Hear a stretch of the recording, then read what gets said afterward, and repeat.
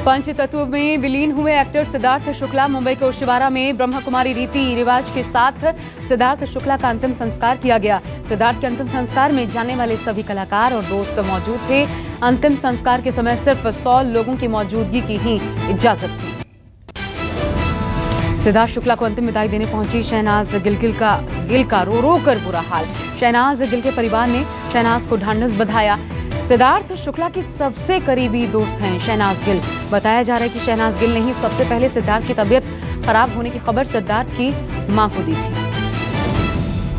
40 साल के सिद्धार्थ शुक्ला के निधन से परिवार सदमे में है। शमशान घाट पहुंची मां के आंसू लगातार बह रहे थे। सिद्धार्थ की बहनें मां को संभालने में जुटी थी। शमशान घाट पर पहुंचे परिवार और दोस्त यकीन नहीं कर पा रहे थे कि सिद्धार्थ अब इस दुनिया में नहीं रहे। सिद्धार्थ शुक्ला को अंतिम विदाई देने के लिए उनके साथी कलाकार भी पहुंचे थे। आसिम रियाज, अली गोनी, युविका चौधरी, प्रिंस नरूला, जिन्होंने सिद्धार्थ के अंतिम दर्शन किए। राहुल महाजन और अभिनव शुक्ला ने भी सिद्धार्थ को अंतिम विदाई दी। सिद्धार्थ शुक्ला को कल सुबह 10:30 बजे कूपर अस्पताल में मृत घोषित किया गया था। सिद्धार्थ की मौत का सच सामने लाने के लिए पोस्टमार्टम भी किया गया। सिद्धार्थ शुक्ला का पोस्टमार्टम कल शाम करीब 4 घंटे में हुआ। पोस्टमार्टम की वीडियोग्राफी भी करवाई गई है। सूत्रों के मुताबिक पोस्टमार्टम करने वाले डॉक्टर एक्टर सिद्धार्थ शुक्ला की पोस्टमार्टम रिपोर्ट में मौत पर खुलासा करने में जल्दबाजी नहीं करना चाहते। ओपिनियन को पेंडिंग रखा गया है। सूत्रों के मुताबिक केमिकल एनालिसिस के बाद ही मौत की असली वजह का पता चल पाएगा। विसरा को कलीना फॉरेंसिक लैब भेजा गया है। अफगानिस्तान में तालिबानी सत्ता का प्रमुख बनेगा मुल्ला बरादर। रॉयटर्स के मुताबिक अफगान सरकार का नेतृत्व मुल्ला बरादर करेगा। इसके साथ ही तालिबान संस्थापक मुल्ला उमर के बेटे मोहम्मद याकूब भी सरकार में शामिल होगा। इसके अलावा शेर मोहम्मद भी तालिबानी सरकार में शामिल होगा।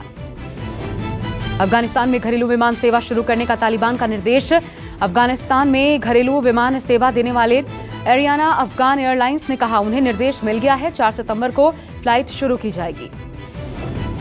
पंजशीर में नॉर्दर्न अलायंस और तालिबान में भीषण जंग जारी है। पंजशीर के नेता का दावा, एक बार फिर तालिबान के 40 लड़ाके मारे गए। पंजशीर के नेता ने कहा पंजशीर के लड़ाकों ने शोतुल इलाके से 19 और तालिबानियों को जिंदा पकड़ा है।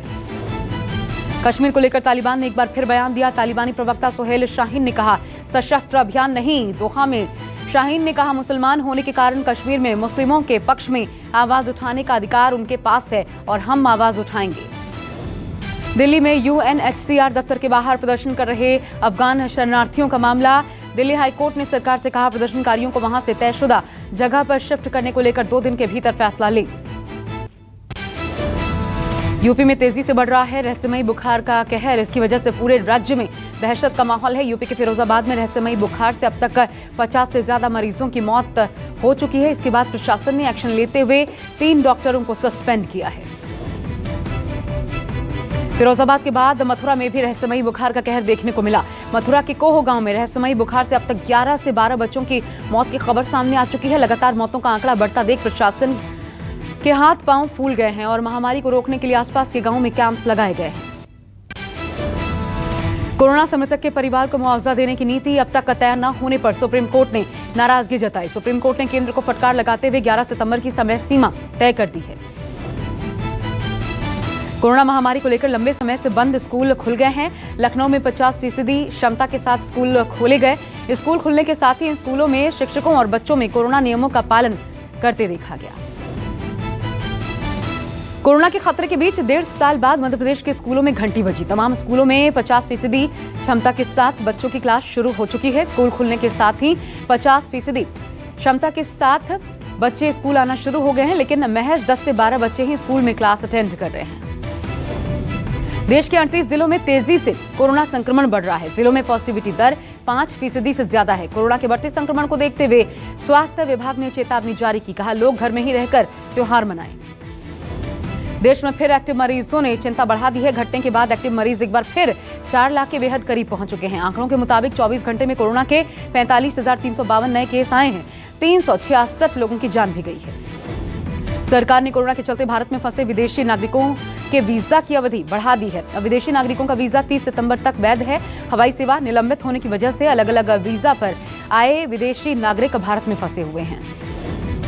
नए वेरिएंट को देखते हुए बीएमसी ने नई गाइडलाइन जारी की है। विदेश से आए यात्रियों को एयरपोर्ट पर उतरते ही अपने खर्चे से आरटी-पीसीआर टेस्ट करवाना अनिवार्य होगा। बीएमसी की गाइडलाइन आज आधी रात से लागू हो जाएगी। एक बार फिर केंद्र सरकार पर राहुल गांधी ने हमला बोला है। राहुल गांधी ने कहा, मोदी सरकार रोजगार के लिए हानिकारक है क्योंकि वो लोगों की नौकरियां छीनने में जुटी है। उन्होंने कहा, यह सरकार मित्रहीन लोगों को सहारा नहीं देती। पूर्व केंद्रीय मंत्री और कांग्रेस वर्किंग कमेटी के सदस्य राजीव शुक्ला ने केंद्र सरकार पर निशाना साधा। उन्होंने कहा कि देश के सार्वजनिक क्षेत्र की संपत्तियों को मोदी सरकार द्वारा निजी हाथों में सौंपने से देश का बेड़ा गर्क हो जाए। तमाम जो केंद्र सरकारें थी, भारत सरकार उन्होंने बनाई थी, उसको ये भाजपा सरकार, मोदी जी की सरकार किस तरह कौड़ियों के दाम पे बेच दे रही, जबकि उनको बेचने का कोई अधिकार नहीं है। अगर सरकार ऐसी तमाम जो हैं संस्थाएं हैं और ऐसे तमाम पब्लिक सेक्टर हैं, सार्वजनिक उपक्रम, जो काम सिर्फ सरकारी कर सकती है, वो अगर प्राइवेट हाथों में चला गया तो जनता का बेड़ा गर्क हो जाएगा। यूपी के मोहनलालगंज से सांसद और केंद्रीय मंत्री कौशल किशोर लिफ्ट में फंस गए। बताया जा रहा है कि कौशल किशोर दारुल शफा में प्रेस कॉन्फ्रेंस करने जा रहे थे और इस दौरान सेकेंड फ्लोर पर लिफ्ट अटक गई। कड़ी मशक्कत के बाद लिफ्ट को खोला जा सका। शायर मुनव्वर राणा की मुश्किलें बढ़ गई हैं। इलाहाबाद हाईकोर्ट ने मुनव्वर राणा को राहत नहीं दी है। इलाहाबाद हाईकोर्ट की लखनऊ बेंच ने मुनव्वर की गिरफ्तारी पर रोक लगाने से इनकार कर दिया है। मुनव्वर राणा पर महर्षि वाल्मीकि की तुलना तालिबान से करने का आरोप है। मुनव्वर राणा के खिलाफ हजरतगंज थाने में एफआईआर दर्ज करवाई गई है।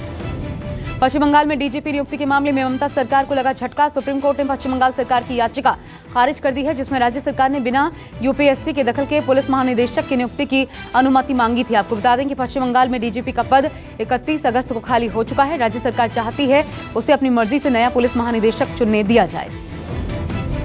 इलाहाबाद हाईकोर्ट ने अपने फैसले में गाय को नुकसान पहुंचाने वालों को कड़ा दंड देने के लिए कानून बनाने की बात की। इसके बाद काशी के संत समाज ने इसका स्वागत किया। हाईकोर्ट की टिप्पणी के बाद बीएसपी ने गाय को राष्ट्रीय पशु घोषित करने की मांग और तेज कर दी है। साथ ही केंद्र सरकार से मांग की इस मसले पर जल्द से जल्द कार्रवाई शुरू की जाए।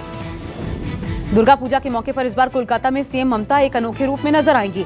इस बार ममता बनर्जी दुर्गा माता को नए अवतार में दिखाने की कोशिशें दरअसल जारी है। कोलकाता में बन रही विशेष मूर्ति में ममता के 10 हाथ होंगे। हर हाथ में अलग अलग हथियार होंगे। पूर्वी कोलकाता के बागुईआटी में पूजा समिति ने इस तरह की एक फैंसी थीम की योजना बनाई है। आपको बता दें कि हर साल पूजा पंडाल कुछ अनोखा बनाने की कोशिश की जाती है। इस बार दुर्गा माता का रूप ममता बनर्जी के रूप में दर्शाया गया है।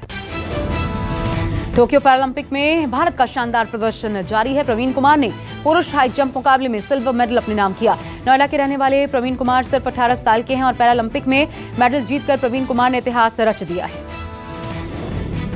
टोक्यो पैरालंपिक की हाई जंप में अब तक भारत ने 4 पदक जीते हैं।